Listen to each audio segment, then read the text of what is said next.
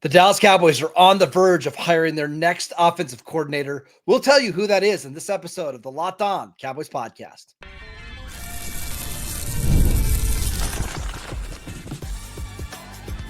You are Locked On Cowboys, your daily Dallas Cowboys podcast. Part of the Locked On Podcast Network, your team every day. Welcome back to the Locked On Cowboys podcast, part of the Locked On Podcast Network, your team every day. We'd like to thank you for making us your first listen of the day. This episode is brought to you by Gametime. Download the Gametime app, create an account, and use promo code LOCKEDONNFL for $20 off your first purchase. Welcome back. I am your host, Marcus Mosher. You can follow me on Twitter at Marcus_Mosher. Joining me today, as always, is Landon McCool. You can follow him on Twitter at McCoolBCB. On today's show, we're going to talk about the next offensive coordinator for the Dallas Cowboys. And then at the end of the show, we've got mock draft 2.0 ready for you guys to go. That's right. But Landon, let's start with the favorite for the job. So the Cowboys are interviewing Klayton Adams for a second time on Friday. And it sure seems like the former Arizona or current Arizona offensive line coach is set to become their next offensive coordinator. Yeah, it does. I mean, it's certainly that's just been the rumors have been swirling around. And then you also combine it with the comments that you heard from Stephen Jones when they were talking about what they're looking for with an offensive coordinator under Schottenheimer. And he specifically talked about the run game, right? He talked about the importance of running the football and then stopping the run. And that's what championship teams are doing right now. And so I think, it makes a ton of sense. And we've touched on this a little bit, but I think it really makes a lot of sense to kind of structure the offense this way, where you have a play calling head coach who clearly is a passing game expert. He was a passing game coordinator with Jacksonville. Obviously, that's more his forte as a former quarterback. And then you build a strong infrastructure, right? Because I think that's the difference between what he's doing and what we're doing now versus what McCarthy did, where McCarthy got an offensive line coach and then he had a run game coordinator. But by making your actual offensive coordinator the offensive line coach and sort of the run game coordinator, and also he's going to be in charge, sounds like, a protections as well, basically just a pseudo offensive line coach plus, I think it gives more emphasis and importance to the run game, which and I think it's going to allow them to kind of major in the run game in a way that they were probably minoring in it last season. And I think that's going to, hopefully pay huge dividends for this team. I do have some questions about who's going to be their offensive line coach, unless it's just Klayton Adams and he's filling both roles. And maybe you could, if you're not calling plays and designing the offense, maybe theoretically you could coach the offensive line and be the offensive coordinator. Or maybe they already have an assistant on the staff already to coach the offensive line. Maybe you bring in somebody else to help. Maybe you bring in a Mark Colombo whose name has been floated around to kind of help you run practice and everything. But I do think this is an interesting loophole to get really good offensive line coaches that probably aren't going to leave. We don't really see offensive line guys get hired to be head coaches very often in the NFL. I think this is a creative solution for a problem that a lot of teams have, where if you get a good offensive line coach, they don't leave, which is great. But if you have a good offensive coordinator, a lot of times they leave to go get head coaching jobs. This might be the best way to combine both of those worlds. Yeah, I mean, it's a good way to retain a very good offensive line coach, right? Because you don't feel like we're quite in a spot where teams are hiring head coaches. I mean, look, if the Cowboys are successful enough with this guy as the offensive coordinator that he's getting head coaching gigs, yes, it's good. I'm all for that. I'll take that, right? So, short of that, I think what you worry about is getting a really strong offensive line coach and then having him leave to be an offensive coordinator. So hiring an offensive line coordinator in a situation where, look, let me back up a little bit. Usually the problem with hiring an offensive line coach as your offensive coordinator is that they're probably not very good at being an offensive coordinator, right? It's a modern passing game. That's what the NFL still is. And we've talked about a shift back towards running. And I think that is the truth, but the reality is that is in turn a reaction to trying to stop defenses trying to stop passing. Yeah. So passing is still king. And so you don't necessarily want an offensive coordinator that is solely focused on the run game, offensive line. I think those are obviously major important elements, but in a modern football, you want a modern passing attack if that's where you're going to major. So all that being said, if you're going to have your play caller as your head coach, you might as well put the run game guy, the offensive line guy, in a spot where he's not going to get poached, because in order to poach him, you either got to make him your head coach or your play calling offensive coordinator, which neither seem likely in today's NFL. So if this works out, this could be a stable offensive situation that the Cowboys could, potentially have for multiple years. And I think maybe that's what they're looking for in this situation. So if you don't know who Klayton Adams is, he's been somebody who's been coaching either offensive line, tight ends, or running backs since 2007. So this is not like somebody who's learning on the job. He's been an offensive line coach, an assistant offensive line coach before with the Colts. I asked a Cardinals player, and you guys should be able to figure out who this is, what they think about Klayton. They said, extremely technical from the time I've spent with him. He is phenomenal with the offensive line. Run game is his expertise. And that's what a lot of people have been saying about him. Like, the Cowboys want to become a better running team. Go out and get one of the best run game coordinators out there. I like what Arizona did running the ball. I know Kyler helped that a lot, but you watch that scheme and you look at the talent, they performed well above expectations this year on the ground. Yeah, and kind of speaking to that, I have some numbers that were tweeted out by Bo Brack. If you guys are interested in any kind of Arizona stuff, Bo Brack is one of the guys you want to follow for sure. And he says Clayton Adams 2024 offensive line. This is all lamenting the fact that they may be losing this guy. Arizona Cardinal fans are beside themselves. They want to keep this guy so bad. Allowed the 5th least sacks, 30 in 2024. 3rd least pressure allowed, 180, and the NFL average was 213. Which is incredible considering who your quarterback is, by the way. And who the offensive line is, too. Yes, absolutely. I mean, Kyler is notorious for running into sacks, but also, like, considering who the offensive line and who they actually have on the offensive line, that's incredible. Cardinals' offensive line under Adams the last 2 seasons are 3rd in rushing yards behind only Philly and Baltimore, 2nd in yards per carry with 5.2. This guy, and again, you said it, this isn't a new up-and-comer. He's been around since 2005. Having said that, he's still only 41 years old. Like, he's a young and up-and-coming coach. So there is a lot to like about this. And the reason I think we haven't heard his name on the other kind of normal cycle is because he is someone that you would normally be kind of angling for a very high-end offensive line coach. But because the Cowboys have, like we mentioned, a very unique situation, they're getting an opportunity to get a young, high-end offensive line run game coordinator because they can offer him a position that not really any other team that's available right now can offer him, and that's offensive coordinator. And one of the reasons this might be appealing for Adams is because if you are an offensive coordinator for the Dallas Cowboys, you're going to get recognized. You're going to get lots of face time. And as we saw with Brian Schottenheimer, you have a chance to get a head coaching job. And there's just not very many offensive line coaches out there that do get head coaching jobs. I'm trying to think. Bill Callahan was the coach of the Raiders, right? Mike Munchak, I think, was Titans, I believe. Was he the Titans? Yeah, the Titans head coach. Yeah, because he was Pittsburgh's offensive line before that, right? And I'm just trying. I mean, there's not a lot of them that come to mind. So if you can be in a position Tom where Cable. Tom Cable twice with the Raiders, right? Totally ridiculous. But yep. Right. So this is a good position to be in. Listen, my thoughts is I hope this gets done. We're going to go over some of the other options here in a little bit, but I've said for the last couple of years that the Cowboys want to be a real threat in the playoffs.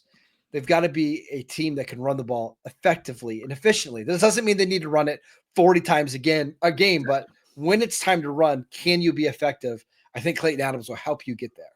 Yeah, and again, like I think the thing that makes me the most excited about this is, and just to kind of pull it back even further, is that it seems like another smart football-based hire. Right? Like the coaching staff is being assembled in such a way that it's making logical sense. I can see the scheme developing. I see the plan. That was the problem that we had all last year. Remember, is that it just felt like disparate choices that didn't kind of come together as anything. It all felt so clunky last year. Exactly. And it not interconnected. I think that's the other part too, is that one part seemed very not incongruent with another part of the offense, right? This, it seems like everything is lining up very clearly. There's very clear lines as how the organization is lining up and what they're trying to do, what they're trying to accomplish, and the people that they're getting in the spots make sense. So kudos so far. Let's see if they can get it done. Let's talk about some of the other candidates the Cowboys are considering for this position. We will get to that next. This episode is brought to you by Gametime. Attending NFL playoff games is an unforgettable experience that brings fans together. I love the energy and the excitement of those big games. I went to one a couple years ago. Can't even tell you how much fun I had. Gametime is the only ticketing app that I use when I want to go see my favorite teams play. They have unbelievable features in the app, such as the all-in pricing toggle that you can just toggle real quick, see all your pricing up front so you're not surprised at checkout, or you can get a panoramic view from your seat in the app before you buy. You don't have to waste your time searching through thousands of tickets. Let Gametime do that for you. Take the guesswork out of buying tickets with Gametime.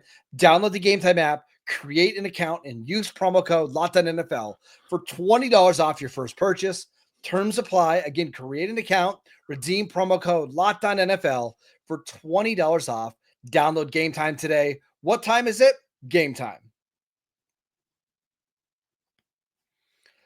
Welcome back to the Locked On Cowboys podcast. We are breaking down the offensive coordinator job for the Cowboys, which is currently vacant as of this podcast. Hopefully, it gets filled in the next few hours or days. But let's talk about some of the other contenders. Right before we jumped on, Scotty Montgomery, the assistant head coach and the running back coach for the Lions, he's interviewing for the job.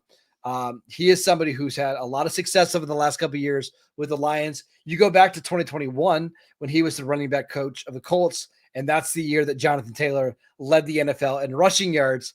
I don't know how realistic Montgomery is as an option, but at least you're getting somebody that's outside of the organization who I don't think has any ties to Dallas at all. No, I don't think he has any ties. Again, another kind of a logical choice. We also heard Ken Dorsey's name mentioned as a potential candidate.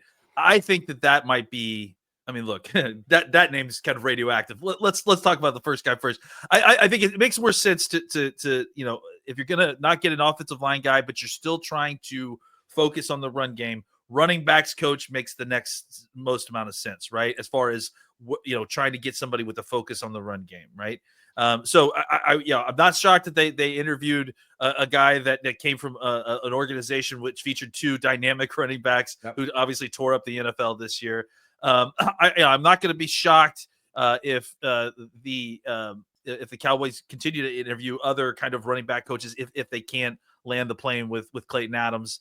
So I think that kind of interview makes sense. What doesn't make sense is Ken Dorsey, right?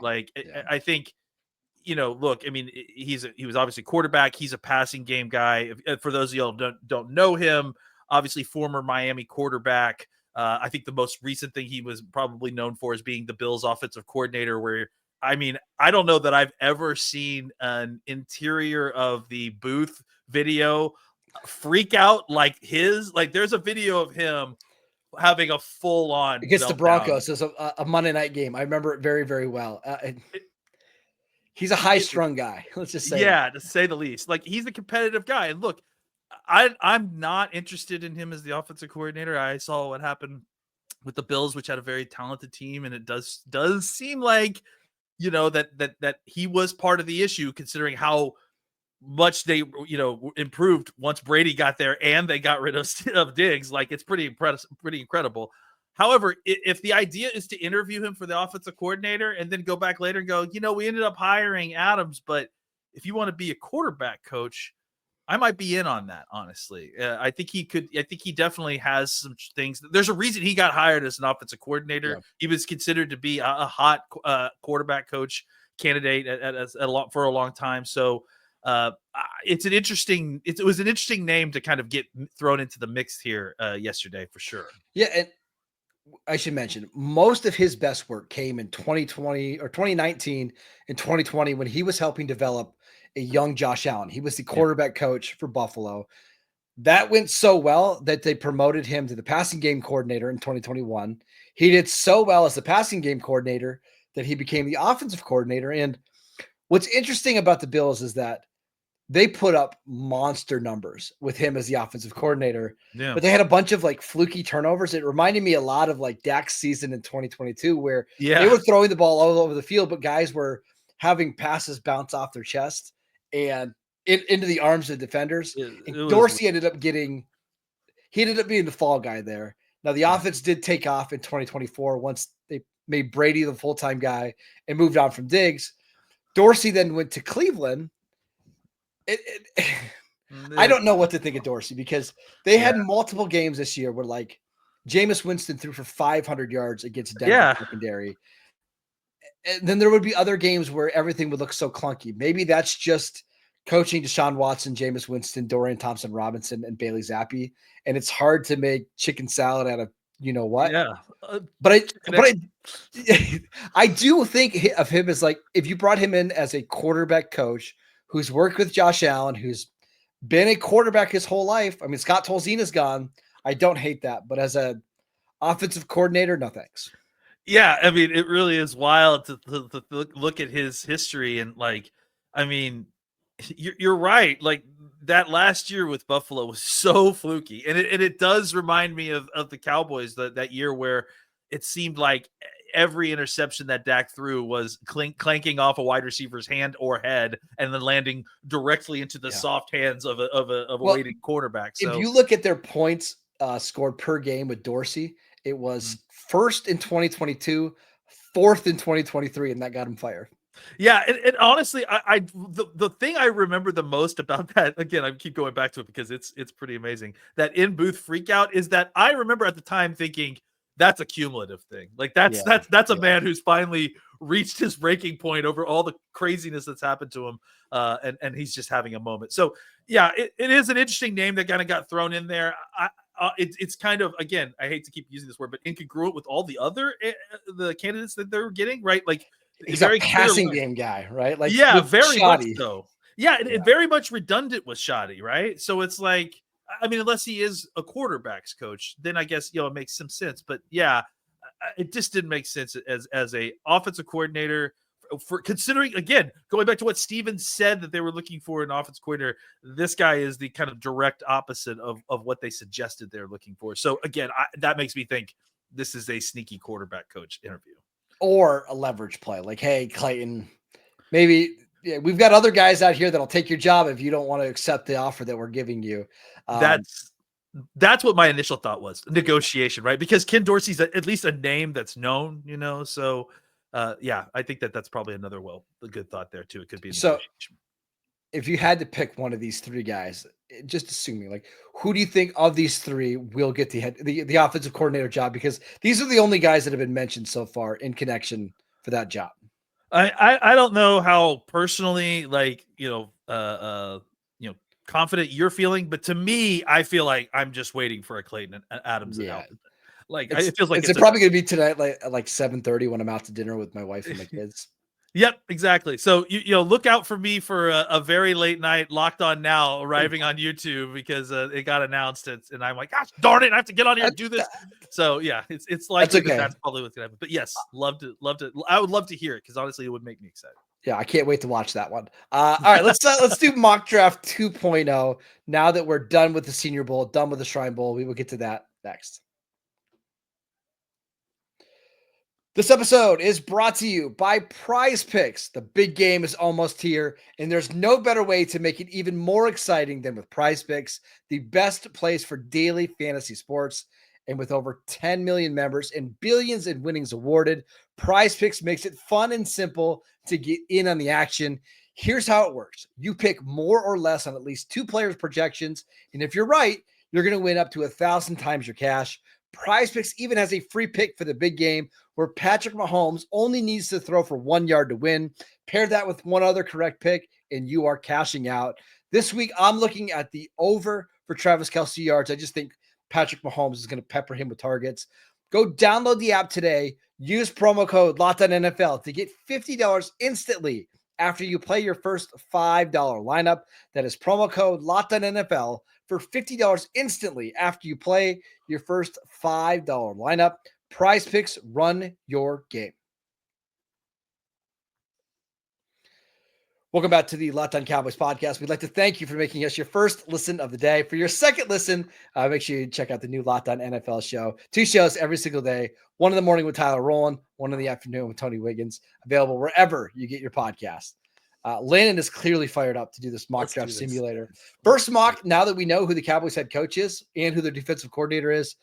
So maybe that'll impact it a little bit. But let's do our mock, Landon, right now. If you're watching with us on YouTube, you can see that we're using the Pro Football Focus mock draft simulator. And let's go ahead and start the clock. All right. So here we go. Cam Ward, Shedeur Sanders, Abdul Carter, Travis Hunter, Mason Graham, Ted McMillan, Malachi Starks, James Pierce, Will Johnson, Mike Green. Wow, Mike Green. Will Campbell at 11. So top players on the board. Ashton Jeanty from Boise State. Running back Luther Burden, wide receiver from Missouri. Landon's guy Tyler Warren from Penn State is available. We've got a Emeka Egbuka receiver from Ohio State. Michael Williams, Shamar Stewart. What are you thinking here?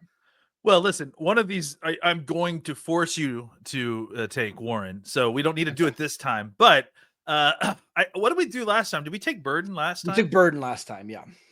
I mean, my instinct just looking at this is to take Burden again, because that's to me the candidate. But I'm also willing to listen in case we wanted to just do something interesting.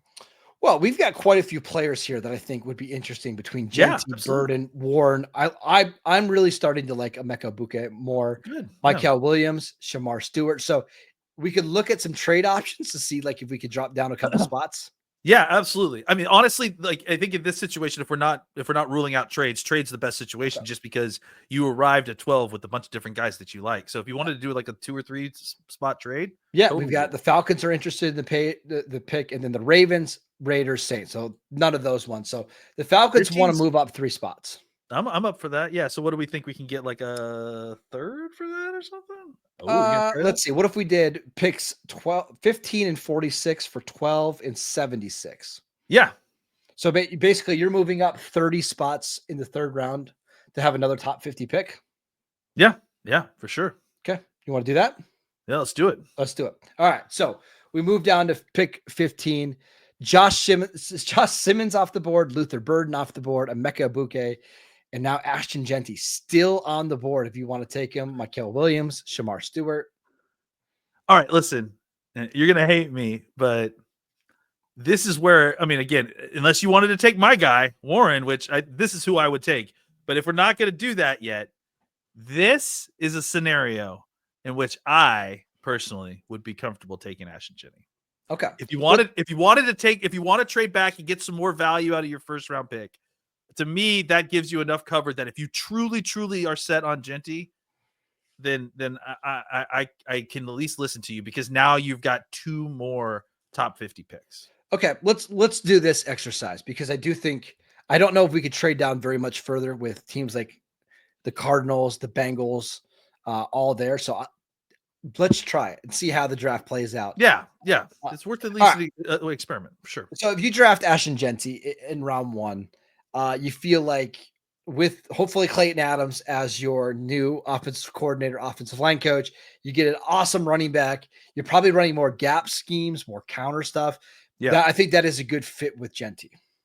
Yeah, absolutely. I mean, I think Jeanty can do it all, but I think specifically if you're going to have like a varied run game with more power, more gap, more counter stuff, and zone, having a guy like Jeanty would be helpful. Because I think, and I'll just to get into it real quick, I think some of the other running backs further down, like part of the reason that they are available further down is because maybe they're better specific fits for very particular run games. But if the idea is to have a wide variety of stuff, you need a running back with a wide variety of skills. And you know, not that Jeanty's the only guy that can do that, right, but it makes some more sense that you want to get the special guy. All right, so we've got picks 44 and 46. So basically back to back.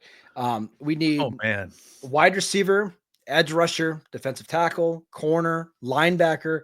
I'll read you some of the names. Let's start at receiver. The top guys available: Savion Williams, Xavier Restrepo, Jaden Higgins, Isaiah Bond, Tez Johnson. That's for receivers. If you're looking at edge rusher, your top guys available are Princely from Ole Miss, Josiah Stewart. It gets pretty shallow there in a second. If you're looking at defensive tackle, we've got Deion Walker, Derek Harmon is still available. Yeah. Couple guys there. Linebacker, my guy Jihad Campbell. I'm not letting you take Jalen Walker. PFF is crazy for having him that low. Carl Schweisen, man, I'm struggling with these names. Carson Schweisinger from UCLA. Any other positions you want to see? I mean, look, there's so many guys there right here. We're in a really great spot. I mean, honestly, I would be thrilled just taking Princely and then Norman. I'm sorry, the Tennessee defensive tackle. What's his name? Norman Lott. I can't see his. I got you right here. Norman Lott. I really like both of those guys. I mean, honestly, the defensive tackle class right here is just fantastic. So maybe what you want to do is you look at the top offensive player that you've got available on the board still. Here's my thing. Yeah. I like Xavier Restrepo and I like Savion Williams, but I don't feel comfortable drafting those guys inside the top 50. That feels like me. Here's the other part of this too, is the next few guys that we're talking about, I really like specifically for the Cowboys. Like, actually, can you just filter for wide receivers real quick? Yeah. So the other three guys here, Jaden Higgins and Jack Besh, right? Two guys that I also really like, and I think both of those guys are better fits for what the Cowboys might be looking for ultimately. So I think we take one offensive and one defensive guy, and I think the defensive guy should be a defensive tackle, to be honest. Okay, can I make my case for Jihad Campbell for a little bit? If you haven't watched him, please. Alabama linebacker. Yeah, he can blitz. He can run sideline to sideline. Really, really good player. And if you look at the Cowboys' current linebackers, it's Maris Liafu, it's DeMarvion Overshown coming off a major knee injury, and that's it. I think Jihad Campbell is a day one starter who could really add some athleticism to the middle part of the field. I don't disagree, and I will, to make my own argument against me, I think there will be, just looking at this defensive tackle class right as it is, I'm not opposed to waiting a little bit because I think somebody's going to fall maybe to your next pick. So, I guess actually we got to think about that because we don't have a 4th round pick at this point or 3rd round. We just have these 2 picks. 3rd round. We just have these 2 picks. So I'm good with Princely because you need more edge rushers. I tend to think I'm going to go against what I just said. I think we get 2 defensive players. I agree. Right? So maybe what we do is we take Princely and then we take another one of these defensive players. Just because I think then maybe you figure something out at wide receiver either later or in free agency, or you're not going to be able to fill all these needs. And that's part of drafting a running back in round 1. Like, you're going to have to sacrifice elsewhere. But if you've got CeeDee Lamb and Ashton Jeanty and hopefully an improved offensive line, you might be able to survive. They need more bodies on defense. That's true. Yeah, for sure. So I would say if it was my choice, I would say Princely and then Norman Lott, but I could also be argued into Jihad Campbell too. So Norman Lott went right between our picks. He went in the spot between us. Are you kidding me? He went right between us. I think 46 might be a little rich for Deion Walker. Yeah, and honestly, the rest of these defensive tackles are more like third round guys, right? So a couple of the other spots, if you want to look at like corner, you want to add a guy there. Maxwell Harrison had a really good week in Mobile. Mm-hmm. Thomas, the corner from Florida State, had a really good week. Azarea Thomas also had a really good week, and he's like 20 years old. So there's something to consider. You want to look at the offensive line just quickly to see? I love Ozzy Trapilo. I don't know if I take him at 45, but I'm a huge fan. Frankly, I'm a huge fan of all 3 of those guys, Ursery and the Arizona kid. Those are all really good players. I mean, there's lots of honestly, we should think about another trade back is what I view here. But since we don't have the time for that necessarily, make your pick. Who do you want? I'll give you the final pick. Let's take your guy. Let's take Jihad Campbell. So this way, between Princely and Jihad, you're getting 2 athletes to help you in the rebuild. Defensive tackle still an issue. Corner still an issue. But I feel pretty good coming out of a draft with Ashton Jeanty, who I don't love in round 1, with Princely and Jihad Campbell. I think you got 3 starters right there. Yeah, I mean, this is not my preferred draft either, but this is a good example of a good draft that could happen, but also the consequence of drafting a running back early, right? Like they gave us an A+, but I kind of felt a little hamstrung in the second round, even though we had 2 top picks, that there wasn't going to be the type of caliber offensive player that we needed to add to our roster because what we talked about, right? The wide receiver room doesn't need bodies. It needs top end talent to take over the top of that list. So I do think that that's part of the unwritten problem with taking a running back is that you kind of price yourself out of a wide receiver in the second round. I mean, almost reverse price yourself out, right? Because it's like you're not going to be able to get somebody to move the needle the same way you could in the first round. And if you can't do that, then what are you doing? Like picking. Although, I don't love drafting running backs in the first round, but if you come out with Ashton,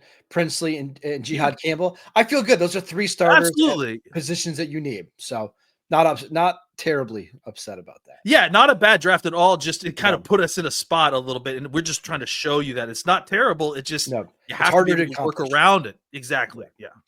All right, that is it for today's show. We want to thank you for making Locked On Cowboys your first listen every single day. Go check out the channel on YouTube. We are free and available on all platforms. Follow Landon on Twitter at McCoolBCB. I'm at Marcus_Mosher. Enjoy your first weekend without football in months, and we'll get you ready for more coaching hires, more draft stuff, and then Super Bowl 59 later next week.